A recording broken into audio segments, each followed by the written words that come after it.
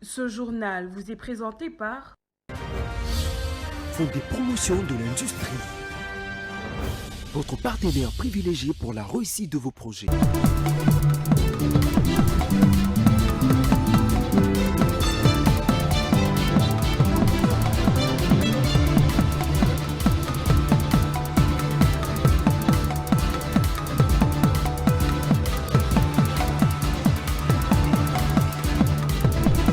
Bonsoir à tous et bienvenue à cette grande édition. Voici le sommaire de ce soir. L'Union européenne sanctionne 9 individus en lien avec les violences en République démocratique du Congo. Parmi les personnes sanctionnées figure le nom du chef du groupe rebelle 123, Bertrand Bisimwa. Et puis la première ministre Judith Suminwa poursuit sa tournée de sensibilisation de la campagne congolais Téléma dans la province du Kwilu où elle a tenu un meeting ce lundi 17 mars à la tribune du camp Singa dans la ville de Kikwit. Et à l'international, les États-Unis se préparent à durcir les règles d'entrée dans son territoire, une mesure qui pourrait affecter les citoyens de 43 pays, dont 22 pays africains.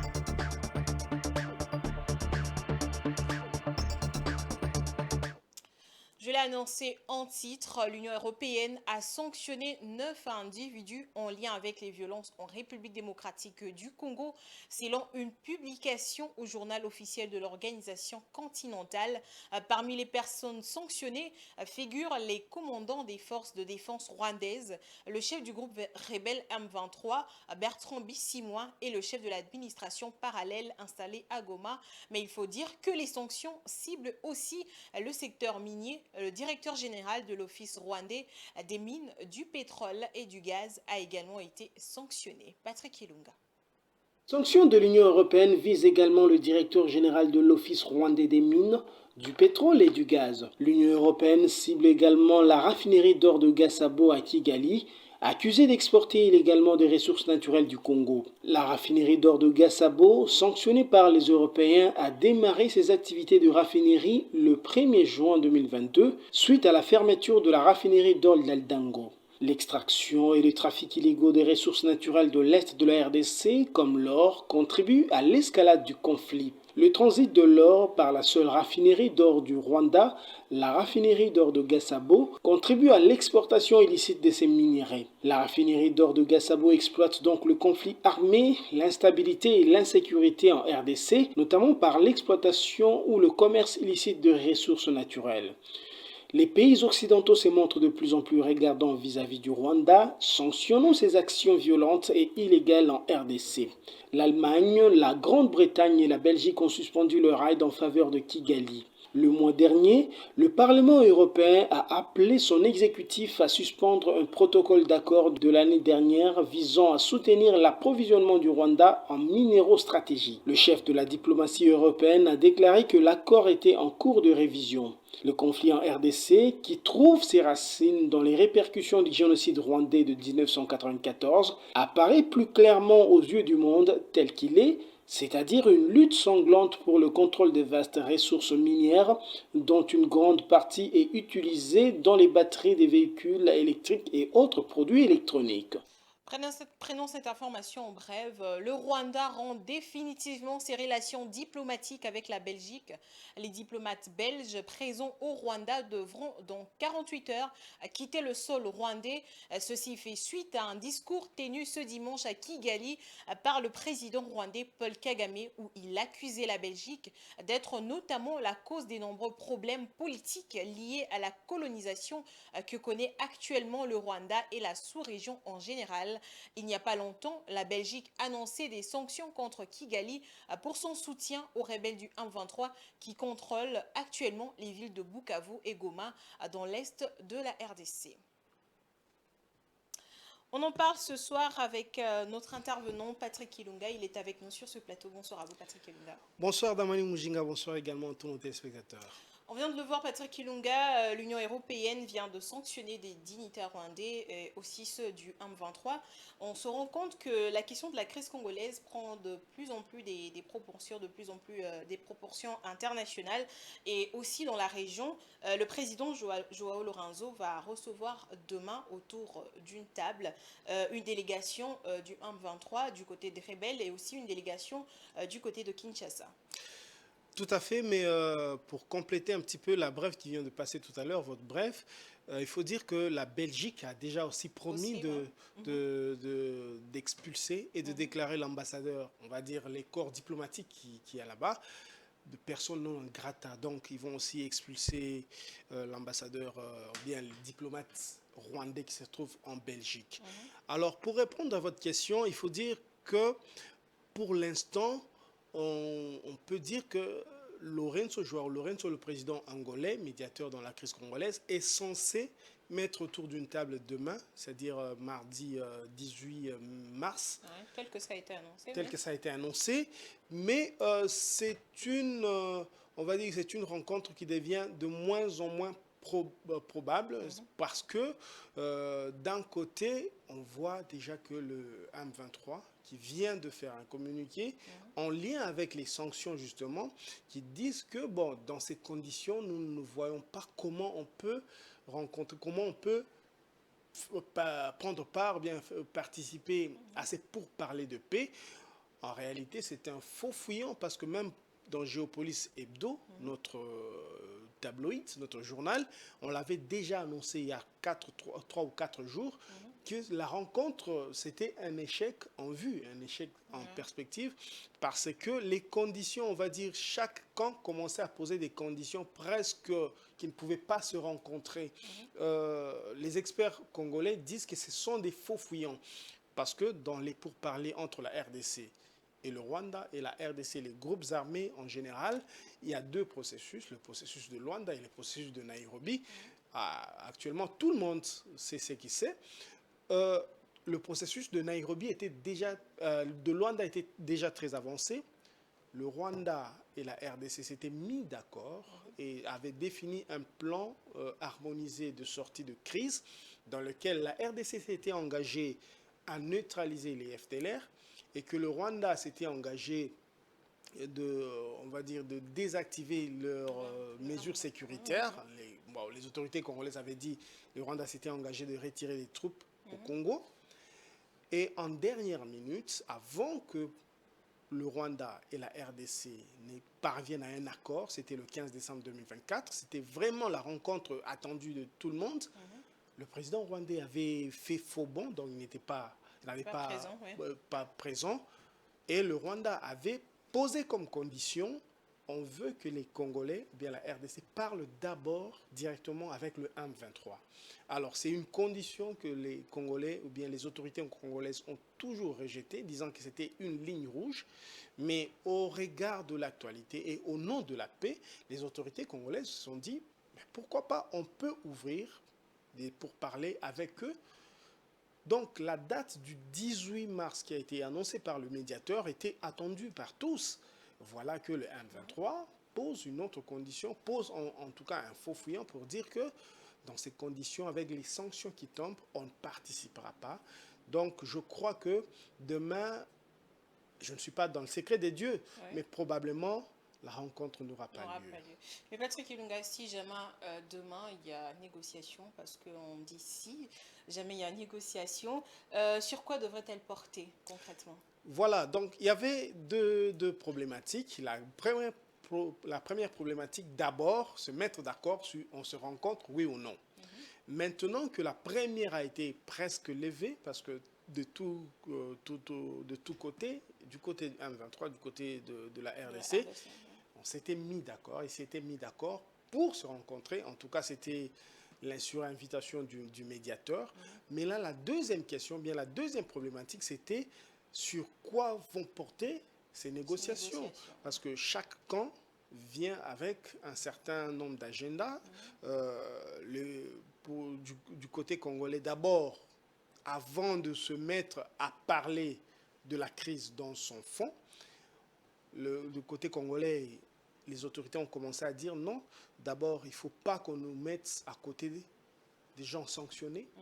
Il ne faut pas, avant d'aller en négociation proprement dite, il faut que le Rwanda retire ses troupes de la RDC et il faut aussi qu'il y ait cessé le feu, ce qui n'est pas le cas parce que le combat continue. Oui, le cessez-le-feu a été violé plusieurs fois. Voilà, du côté rebelle, maintenant, les revendications ont toujours été, entre autres, dire que bon, nous, on veut être intégrés dans les services de sécurité, dans l'armée congolaise. On est des Congolais comme tous les Congolais. OK, on peut concéder ça, mais sauf que du côté congolais, le gouvernement de Kinshasa et toutes les autorités, même les autorités parlementaires, avaient déjà tracé une ligne rouge pour dire que plus jamais intégrer ceux qui ont pris les armes contre la RDC, les intégrer dans le service de sécurité. Ça, c'est le premier agenda sur quoi ils peuvent discuter.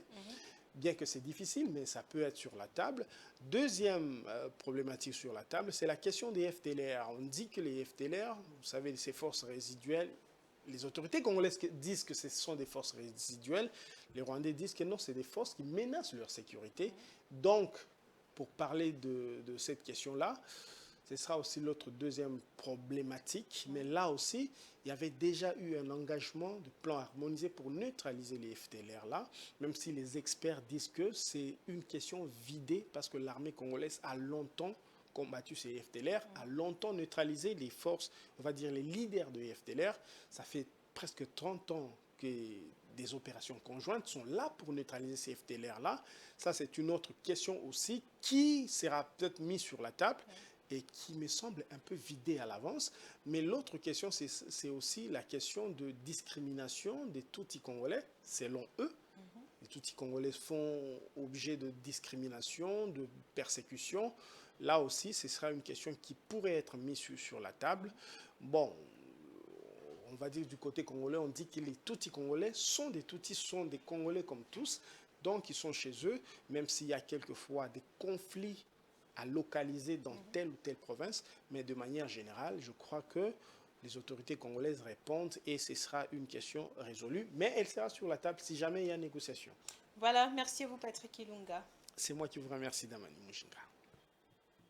Poursuivons ce journal. Depuis dimanche, la première ministre Judith Suminwa Tuluka poursuit sa tournée de sensibilisation congolais Téléma dans la province du Kwilu. Après la ville de Bandundu, elle a tenu ce lundi 17 mars un meeting à la tribune du Kansinga en plein cœur de la ville de Kikwit devant une foule de plusieurs milliers de personnes. Rachel Misenga. Dans son discours, Judith Suminwa a avant tout rappelé l'intégrité territoriale de la RDC avant d'expliquer le sens de la campagne congolais Téléma, puis d'appeler le jeune à rejoindre volontairement les forces armées pour défendre la patrie.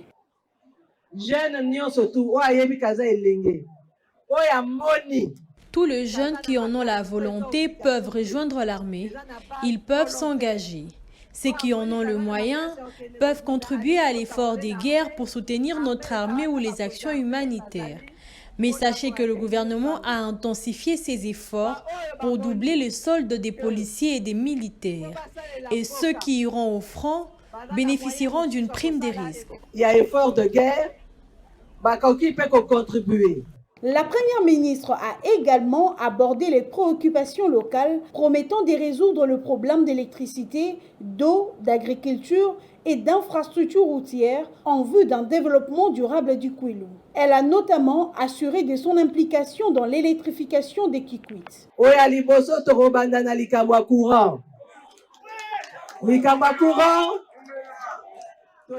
Dans quelques jours, Kikwit sera connecté au barrage de Kakobola. Après, ce sera au tour d'Idiofa puis de Gungu. Je sais qu'il vous faut des routes des déserts agricoles. Il vous faut aussi des routes pour évacuer vos produits. Nous allons aussi aider la régie des eaux à bien accomplir sa mission. Déjà prêt. Donc, on a lobby. Après Kikwit, Judith Suminwa se rendra à Kenge, chef-lieu de la province du Kwango, pour poursuivre sa mobilisation contre l'agression rwandaise. Son message reste axé sur l'unité nationale et la nécessité d'une mobilisation générale pour préserver l'intégrité territoriale du pays. Crise sécuritaire en Ituri, l'ancien seigneur de guerre de l'Ituri et chef coutumier de Bahema Baniwagi en territoire de Djougou condamne la création d'un mouvement subversif piloté par Thomas Lubanga pour déstabiliser l'Ituri. Déclaration faite ce lundi à travers une déclaration dans les plateformes numériques pour ce chef coutumier. Le dialogue entre communautés ituriennes est l'unique solution pour le retour de la paix dans cette province riche en potentialité. Cet appel à l'unité et à la cohésion des Ituriens est appuyé par certains leaders d'opinion de cette province.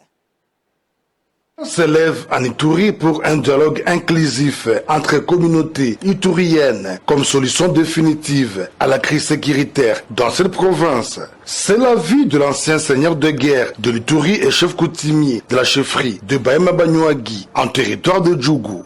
Attaquer un ancien seigneur de guerre, attaquer quelqu'un qui a l'expérience des conflits. En tout cas, je ne vois pas que ces conflits doivent se terminer par les armes. Quel que soit l'État, si vous ne croyez pas, tout à finir un jour. C'est parler pour se réconcilier afin de vivre ensemble. Cette prise de position est soutenue par certains acteurs sociopolitiques de cette province. L'Ituri n'a plus besoin de notre mouvement armé pour endeuiller une fois de plus la province. De grâce, déposez vos armes et revenez à la table des négociations pour dialoguer. J'invite M. Thomas à prendre son courage et rentrer ici. Nous allons demander humblement au gouverneur de pardonner tout le monde. On est tous Ituriens, on trouve une solution à l'Iturienne par un dialogue. Il est temps de prendre conscience comme l'a fait le chef Kawa. Il a envoyé un message très utile malgré les spéculations des gens qui pesaient sur lui, mais il a envoyé un message de paix et de cohésion. Ce n'est pas parce qu'on se sent lésé qu'il faut prendre les armes pour trouver la paix. Dans le contexte de l'Ituri ici, ceux-là qui ont l'expérience ont démontré clairement que c'est autour d'une table qu'on retrouve toujours la paix. Nous leur demandons de déposer les armes et laisser la place à des francs-parler et aller dans la pacification, la cohabitation pacifique de notre province et la cohésion sociale. Rappelons que le 3 mars dernier, l'Union des associations culturelles pour le développement de l'Ituri avait organisé un dialogue communautaire, question de passer en revue le mot qui menace la paix dans cette province tout en proposant des pistes de solutions. Une initiative qui s'inscrit dans la vision du président de la République, Félix Antoine Tshisekedi Tshilombo, incarné par le gouverneur militaire, le lieutenant-général Luboyanka Shomadjoun, celle de l'approche non militaire basée sur le pardon et la réconciliation sincère du peuple iturien. Parlons santé à présent. La stratégie de vaccination contre l'Mpox des personnes vivant avec le VIH et les causes de décès étrangers survenus récemment dans le bassin Koussou. Ce sont là les quelques-uns des sujets abordés ce lundi 17 mars lors de la réunion stratégique hebdomadaire du ministère de la Santé. Rachel Missinga. Les paludismes graves seraient la cause des incidents tragiques survenus récemment à bassin Koussou. La piste de l'intoxication n'est pas totalement écartée à ce stade. C'est l'une des révélations de la réunion stratégique hebdomadaire qui a eu lieu ce lundi 17 mars. Il est clair que 66% des échantillons c'était des paludismes dans sa forme les plus graves, mais aussi il y a quand même des notions d'intoxication, de suspicion d'intoxication due à ces décès accélérés dans moins de 48 heures pour certains sujets. Et donc l'équipe qui a été dépêchée à Bassan Koussou sous la coordination du COUSP, cette équipe a ramené au moins ces informations avec des échantillons qui ont été prélevés au niveau des sources d'eau, au niveau des marais où on plonge le manioc. Et donc ces échantillons vont être analysés pour des analyses, vont passer par des analyses toxicologiques pour que nous puissions voir s'il y a des substances toxiques qui peuvent expliquer bien sûr ces décès dans moins de 48 heures dès que ça a été notifié et remonté. En ce qui concerne la POX, les participants ont convenu que le CREC comprenait communication, risque et engagement communautaire et les piliers essentiels dans la réponse contre les POX. Ils ont également décidé de mettre en place des stratégies de vaccination ciblées pour les personnes vivant avec le VIH qui sont particulièrement vulnérables.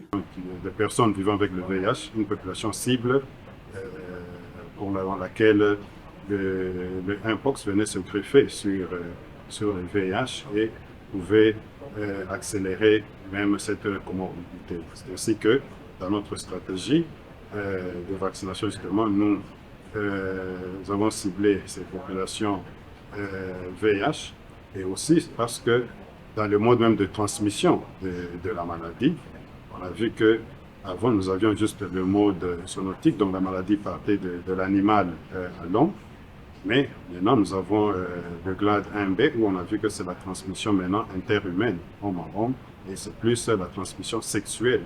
La situation sanitaire liée à la guerre d'agression à l'est du pays a été abordée avec des rapports des blessés et des décès à la suite des attaques.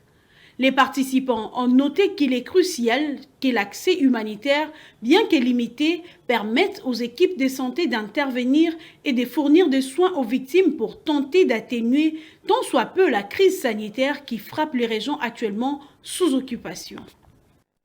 Autre chose, à partir du 22 mars prochain, Kinshasa lancera un salongo obligatoire chaque samedi sur toute l'étendue de la ville, une initiative de nettoyage hebdomadaire visant à mobiliser la population pour un environnement urbain plus sain. Si cette démarche est saluée comme un pas positif vers une prise de conscience écologique, elle s'interroge aussi sur son efficacité et la réelle volonté des Kinois à s'engager dans cette activité.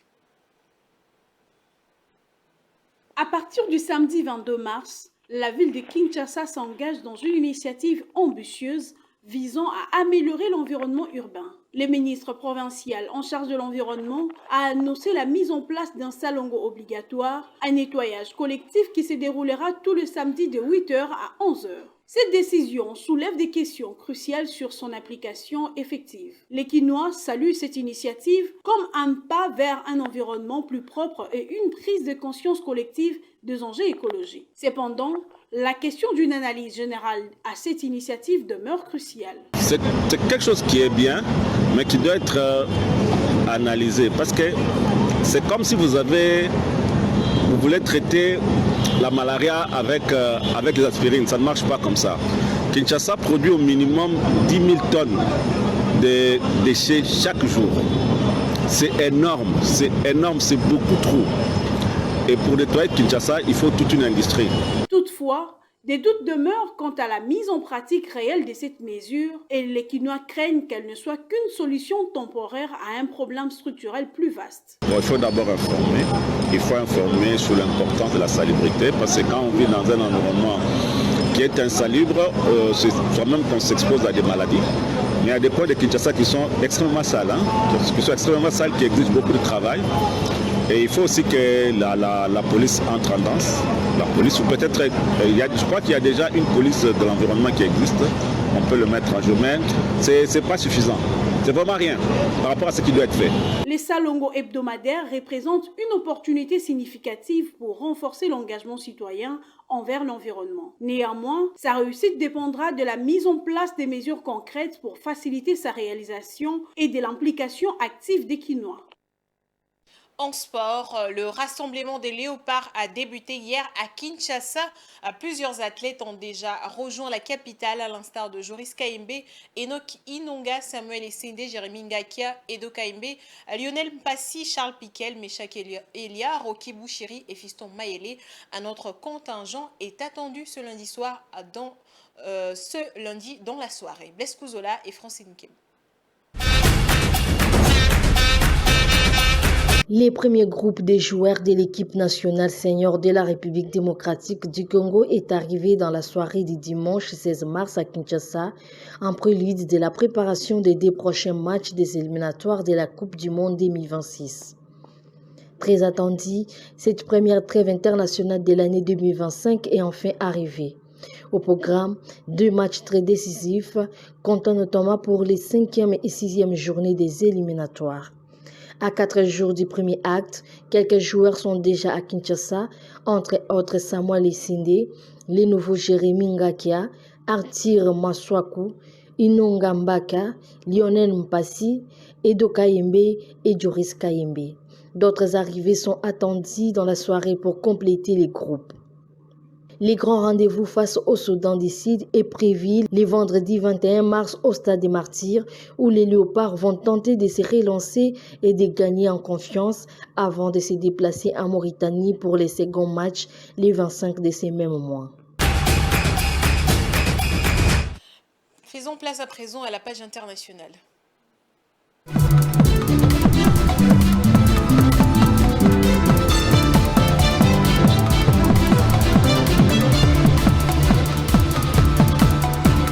Du 17 au 19 avril 2025, Madagascar accueille la deuxième édition du Forum des jeunes Africains sur l'économie bleue, alors que les inscriptions sont officiellement ouvertes depuis quelques jours. L'organisation de cet événement symbolise l'engagement croissant du pays dans le développement de ce secteur stratégique. Francine Moukeba.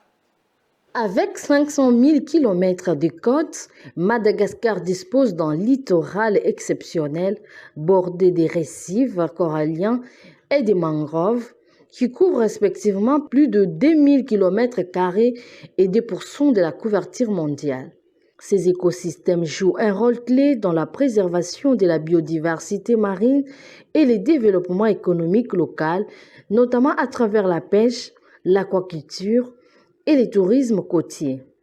La zone économique exclusive de Madagascar, qui s'étend sur 1,14 million de km², soit plus de double de sa superficie terrestre, confère au pays des droits exclusifs d'exploitation sur des ressources halieutiques, énergétiques et minérales encore largement sous-exploitées. Le tourisme maritime et côtier constitue également un levier économique majeur. Des sites emblématiques comme Nosy-Be et Sainte-Marie attirent chaque année des milliers de visiteurs séduits par la diversité des paysages et la richesse de la faune marine. Au-delà des ambitions politiques et des cadres stratégiques, il faut toutefois souligner que la transformation effective de l'économie bleue malgache nécessitera une exécution rigoureuse et des mécanismes de suivi performants. Si Madagascar parvient à surmonter les défis structurels et à concilier l'exploitation économique et préservation environnementale, l'économie bleue pourrait bien devenir l'un des piliers du développement durable du pays. Et l'administration Trump se prépare à durcir les règles d'entrée aux États-Unis avec des interdictions et restrictions de visa qui pourraient affecter les citoyens de 43 pays, dont 22 pays africains. Une liste de 43 pays a été classée en 3 catégories: rouge, orange, jaune, reflétant différents niveaux de restrictions. 22 pays africains figurent sur cette liste, certains risquant une interdiction totale d'entrée aux États-Unis et d'autres faisant face à des restrictions sur les visas. Placés sur liste rouge, les citoyens Libye, Somalie et Soudan seraient complètement interdits d'entrer aux États-Unis. Sur liste orange, les citoyens de Sierra Leone et du Soudan du Sud feraient face à des restrictions importantes, notamment des exigences d'entretien personnalisé pour obtenir un visa. Enfin, 16 pays africains figurent sur la liste jaune. Ces pays disposent de 60 jours pour améliorer leurs procédures de sécurité et de vérification des voyageurs. Faute de quoi, leurs citoyens pourraient être déplacés vers les listes rouges ou oranges. Angola, Bénin, Burkina Faso, Cameroun, Cap-Vert, Tchad, République du Congo, République démocratique du Congo, Guinée équatoriale, Libéria, Malawi, Mali, Mauritanie, Zimbabwe. Si ces restrictions sont mises en place, elles pourraient affecter les étudiants, les entreprises, les touristes et même les familles de la diaspora africaine vivant aux États-Unis. Les dommages sont également diplomatiques, car plusieurs pays pourraient voir cette décision comme une sanction injuste. Les autorités précisent que ces listes sont encore en cours d'examen et pourraient être modifiées avant leur validation définitive par la Maison-Blanche. On ignore encore si les titulaires des visas ou des cartes vertes seront exceptés de ces restrictions. Pour mémoire, les interdictions de voyage imposées à 7 pays à majorité musulmane lors du premier mandat de Donald Trump avait suscité des controverses et des batailles juridiques avant d'être validé par la Cour suprême. Clôture ce dimanche de la 4e édition du Salon du livre africain à Paris. Pendant 3 jours, les auteurs venus d'Afrique, du Brésil et d'ailleurs ont pris part à ce grand événement littéraire qui avait pour thème « Voyage en diaspora ». Correspondant spécial de Patrick Mangala. Pour cette 4e édition, des pays sont invités. Il s'agit du Brésil comme pays invité spécial et le Cameroun, pays d'honneur. 100 éditeurs venus d'Afrique, d'Europe, d'Amérique et de la Caraïbe prennent part à cette rencontre internationale de la littérature. Ce salon est un rendez-vous incontournable de la littérature africaine à l'étranger, comme souligne l'initiateur de cet événement. Le Salon du livre africain de Paris est en train de devenir un rendez-vous incontournable de la littérature africaine en France et en Europe. Et nous sommes ravis d'accueillir tous ces auteurs, tous ces éditeurs qui se sont déplacés pour venir ici, souvent de nombreux pays d'Afrique. On est une petite Afrique au centre de Paris. Ces œuvres littéraires sont présentées dans le hall des Blancs Manteaux à Paris, devant de milliers de personnes venues des 4 coins du monde.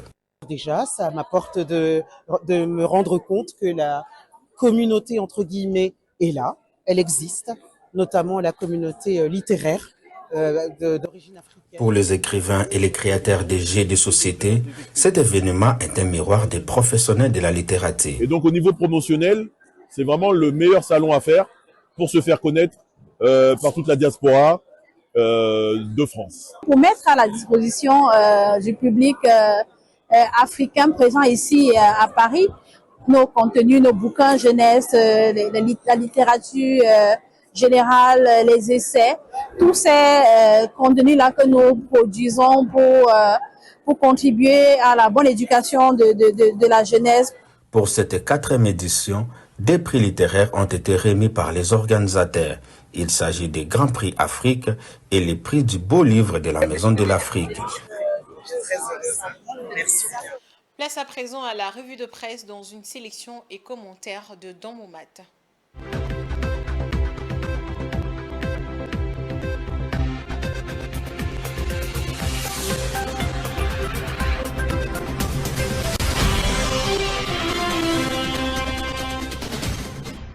Mesdames et messieurs, bonsoir. Nous débutons cette revue avec Géopolice Hebdo qui annonce que la solde des militaires et policiers sera doublée dès ce mois de mars. La première ministre Judith Suminwa a fait cette annonce lors d'un meeting à la place Onatra à Bandundu-Ville dimanche 16 mars. Cette mesure vise à soutenir l'effort national de défense face à l'agression rwandaise et aux insécurités internes, notamment dans l'est du pays. Dans le cadre de la campagne de sensibilisation Congolais Téléma lancée le 3 mars dernier à Kinshasa, Judith Suminwa a appelé le Congolais à s'élever pour défendre la patrie et a incité les jeunes à rejoindre les forces armées ou la police. En parallèle, le Phare rapporte qu'en réponse à la guerre d'agression, le gouvernement a lancé un nouveau front, celui de l'éveil patriotique culturel. Cette initiative a été lancée le 15 mars 2025 lors d'une cérémonie en direct sur la RTNC animée par la chorale universitaire Luc Gion. Ces fronts culturels s'ajoutent aux autres efforts déjà déployés dans les domaines politiques, diplomatiques, militaires, médiatiques, judiciaires, économiques et spirituels. Du côté diplomatique, Africa News évoque la rencontre entre le président Félix Tshisekedi et Ronny Jackson, l'envoyé spécial du président américain Donald Trump. Cette réunion tenue à la Cité de l'Union africaine a principalement porté sur la crise sécuritaire et humanitaire dans l'est de la RDC. Ronny Jackson a réaffirmé l'importance du respect de la souveraineté de la RDC, soulignant que les États-Unis œuvreraient pour lever les obstacles à la paix. Par ailleurs, le journal souligne l'importance de se doter des moyens nécessaires pour garantir la paix. Une idée partagée par Vital Kamere, président de la Chambre basse du Parlement, qui insiste sur la nécessité d'une approche pragmatique pour mettre fin à l'agression.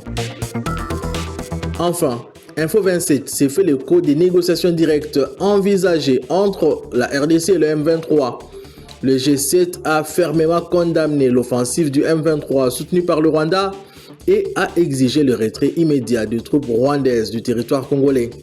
À cet égard, une délégation congolaise se rendra à Luanda ce mardi 18 mars pour participer à des discussions menées par les médiateurs angolais João Lourenço.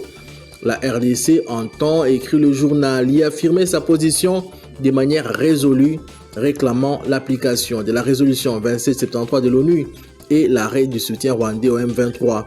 Cette rencontre, conclut-il, pourrait constituer un tournant dans le processus de paix, avec la RDC fermement déterminée à défendre sa souveraineté. Ainsi se termine cette revue de presse. Je vous souhaite à tous un excellent début de semaine. Ce journal est terminé, mais avant de vous quitter, je vous rappelle les titres. L'Union européenne sanctionne 9 individus en lien avec les violences en République démocratique du Congo. Parmi les personnes sanctionnées figure le nom du chef du groupe rebelle M23, Bertrand Bissimois. Et puis la première ministre Judith Suminwa poursuit sa tournée de sensibilisation de la campagne congolaise Téléma dans la province du Kwilu, où elle a tenu un meeting ce lundi 17 mars à la tribune du camp Singa dans la ville de Kikwit.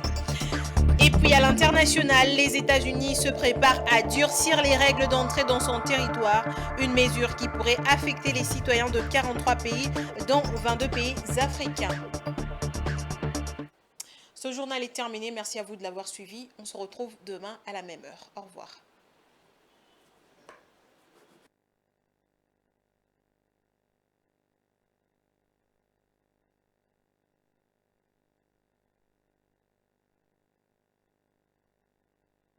Vous a été présenté par Fonds des promotions de l'industrie. Votre partenaire privilégié pour la réussite de vos projets.